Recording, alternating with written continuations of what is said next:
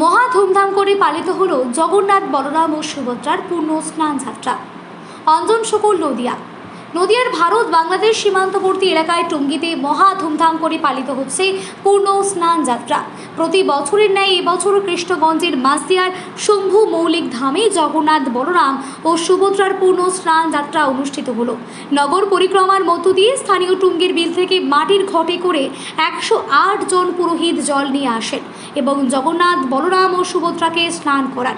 বর্তমানে শম্ভুনাথ মৌলিক ধামে পূজা অনুষ্ঠিত হলেও এটা পরিচিত মাসদিয়ার প্রাচীন রথযাত্রা বিগ্রহের পুজো হিসেবে।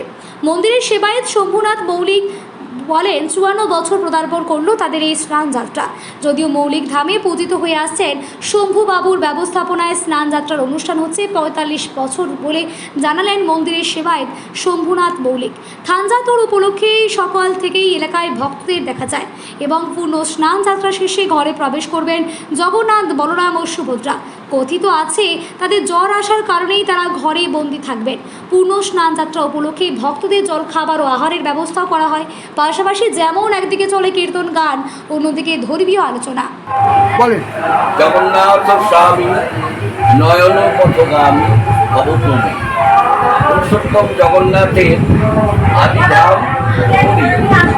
সেই পুরীর অনুকরণে সারা পৃথিবীতেই জগন্নাথের সৃষ্টি হয় এবং জগন্নাথদের জ্যৈষ্ঠ পূর্ণিমার এই জ্যৈষ্ঠ নক্ষত্রে তিনি স্নান করেন।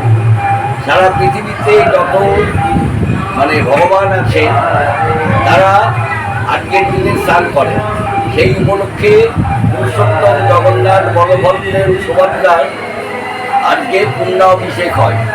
এই পূর্ণাভিষেক আমাদের এখানে টুঙ্গি মাসদিয়াতে 45 বছর পদার্পণ করেছে। আমাদের অনুষ্ঠান শুরু হচ্ছে সকালে নগর পরিক্রমার মাধ্যমে 108 জন ব্রাহ্মণ তারা 108 ঘোড়া পূর্ণ স্নান বাড়ি দিয়ে জগন্নাথে স্নান করান এবং শাস্ত্র মতে বিভিন্ন উপকরণ যেমন তৈল হরিদ্রা, আখের রস, নারকলের জল, পঞ্চকব্য, পঞ্চামৃত, দুধ, ক্ষীর ইত্যাদি দ্বারা সর্বসৌধি, মহাঔষধি, পঞ্চকষার, সহস্রধারা ইত্যাদি 21 সংখ্যক দ্রব্য দ্বারা জগন্নাথের স্নান সম্পূর্ণ হয় এবং জগন্নাথের স্নানের পর জগন্নাথকে আবার পুনরায় সজ্জিত করে সারাদিন ব্যাপী পূজা, ভোগ, আরতি, পুষ্পাঞ্জলি ইত্যাদি নিবেদন হয়। এই যে জগন্নাথের স্নান যাত্রা করা হবে, জগন্নাথ কতদিন থাকবে ঘরের মধ্যে?